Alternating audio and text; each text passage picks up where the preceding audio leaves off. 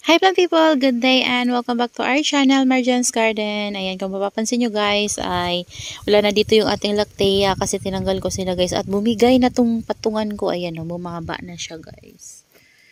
Ayan, sobrang bigat kasi ng pot ng lactea natin. So, ayan, nagre-rearrange ako dahil nga binago natin yung nandito. Binaba ko dito. Ayan, kasi sobrang bigat nga nila. Kaya, hindi na kinaya nung ating patungan dyan. So, dito ko na lang muna sila guys nilagay. And, yung ating dog planter, ayan, yung dati kong alkansya guys ay, ayan o. Ginawa ko siya na planter ng burrito kasi naisip ko na maganda siguro kapag may buhok-buhok yung ating dog.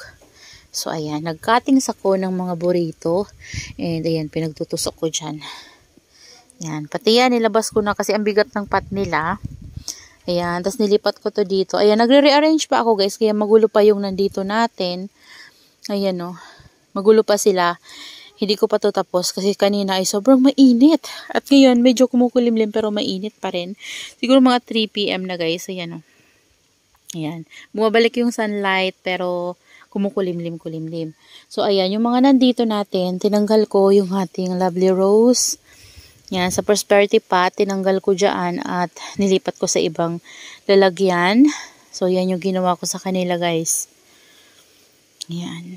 Tapos, yung ano ng nyug dyan, tinanggal ko yung nakapapunta dito kasi masyadong nakukulimliman yung nandito natin. Humahaba yung liig nila dahil sa ano ng nyug. So, kinuha ko yun, hinila ko, tapos pinutol ko, guys.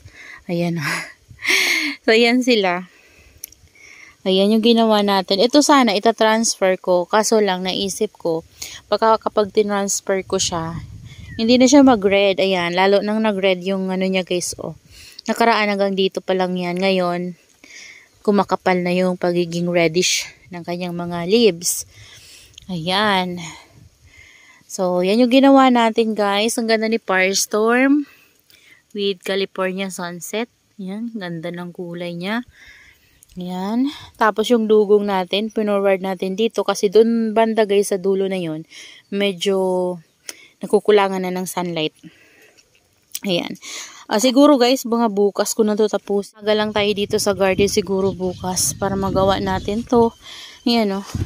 Kasi, hindi ko na natapos kanina kasi sobrang init. Ayan. Ganyan yung ginawa ko. Pinaglipat-lipat ko sila. Nilabas ko ulit ito.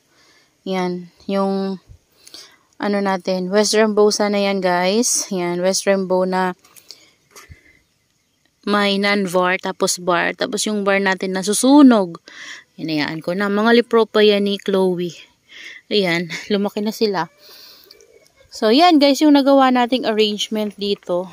Yan, tapos yung iba natin, transfer ko dito. Ayan, na dito ko na nilagay yung ating prosperity pot na lovely rose. And yung, ano, ilalagay ko dito na area, yung Mendoza, guys, kukunin ko sa loob para partner sila. So, ayan. Lapitan natin sila. Magulo pa, no? Ayan yung ating mga succulents.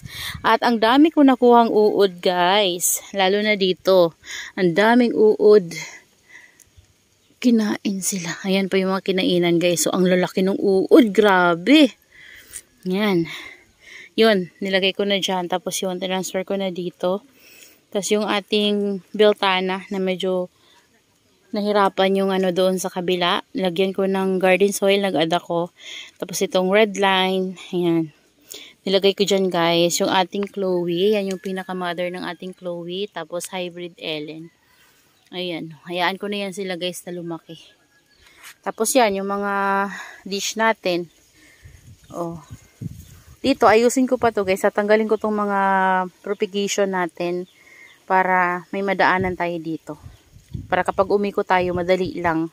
Madali tayo makapag-ikot. Yan. Tatabi ko pa yan sila. Pati itong mga ito. Ayan. So, yung na dito naman guys. Ito, nainitan sila. Ayan. Yung mga ini-air dry natin dito ng mga kinat. Nainitan sila. At walang problema. Ayan. Antayin lang natin na magkaroon ng roots yan guys. And then ibabaon na natin yan sa soil. Ayan, pati itong ating Monroe. Kailangan lang talaga nila guys ikat kasi yung pinakapuno talaga nila ay sobrang tanda na. Ayan o. Diba? Ang ganda ng ating ano guys oh. Mga purple delights and mga Echeveria succulents dyan. Sobrang ganda. Doon guys, mag-aayos pa ako doon. Hindi ko pa sila naaayos. Ang problema ko lang ay yung nandito. Kasi yung nandito na area ay bumigay na nga yung sa gitna. So baka mamaya pag umuwi ako guys nasa ilalim na yung mga natin cactus. Kasi bumigay na. Sa bigat kasi nila guys. Kasi diba malaki yung pot and then garden soil yung ginamit natin. So talagang mabigat. Lalo na ito. Sobrang bigat na talaga na itong mga to. Kasi ang lalaki na talaga nila. Ayan o. Yung ating white ghost. Tapos yun. Lalo na yung green na yun guys na crested na lactea. Sobrang bigat. Ayan. So, yan lang naman guys yung nagawa ko kanina. And sobrang nakakatuwa kasi nakita ko yung ating mga succulents na stress. Yan, ito nilabas ko na ulit. Ayan, ito mga propagations natin from Pots Pink and Pot Beauty. Tapos yung baby ng ating guys, sulo, malaki na. Ayan, baby to guys nung ko sa loob, Black Knight. Nar OS ko pero naka-clay pot. Kasi ito yung pinugot ko na sino nga to, apricot. Ayan, may tumubo na isa. 3 puno niyan guys, isa lang natira. Nagbibi naman lahat pero bumigay yung iba, isa lang natira. Ayan, ito pinagtabi-tabi ko lang to guys. Ayan. Ganda nito kapag na-stress oh. Tingnan nyo yung color nila oh. Pink na pink. Ayan, yun yung ating Indonesian. Ayan, ganda ni Firestorm dun sa area niya guys oh. Tingnan nyo. Sobrang ganda. Ayan, ang ganda niya. Tapos yung ating dun guys, mini bell. Tingnan nyo guys yung mini bell natin. Oh. Ang ganda niyan guys sa personal. Ang ganda niya tingnan kasi nagpipink talaga yung mga tips niya. Grabe, nagpipink na variegated. Ang ganda. Tapos yung natin doon, green lantern. Ayan, ayun guys, oh. Sobrang kapal na. Grabe. Ang bait ni green lantern guys. Ayan. So, yun lang muna sa ngayon guys yung i-share ko sa inyo. Pakita ko na lang to sa inyo kapag natapos na nating i-rearrange at maligpit ko na yung mga kalat ko dito. Sa ngayon, marami pa akong kalat kasi hindi ko pa nga natatapos. So, naisip ko lang kuha na ng video para mapakita ko sa inyo. And ito pala, tinransfer ko dito guys yung ating variegated staphyloides. Yan kasi para guys, hindi na siya masyadong mabasa. Ayan, kasi kapag umuulan, sobrang soak na soak siya sa water. Yung iba ay nagrarat na guys. Yan, kasi napakalaki ng pot niya. Yan o. Nararat na. So, ginawa ko, transfer ko muna siya dito. Tingnan nyo yung mga leaf propagation ko dyan guys. Oh. Leaf propagation na may cuttings. Dati, kalbo-kalbo ngayon. Tingnan nyo. Yan, malalaki na no. Yan o. Diba? So yan guys, marami pa akong gagawin. Yan, magliligpit pa ako, magwawalis pa. Soon, gagawin ko yan. Ayan, napakahangin. Ang sarap ng hangin guys, pero mainit. Kaya gusto ng ating mga succulents dito. Ayan o. Tingnan nyo. Ganda ng flower.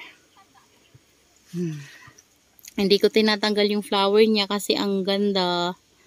Ayan o. Nagagandahan ako guys ng flower niya. Yan, sobrang ganda. Diba? Yan. So, that's all for today's video guys. And I hope you enjoy watching and see you on my next vlog. Happy gardening everyone. Bye-bye.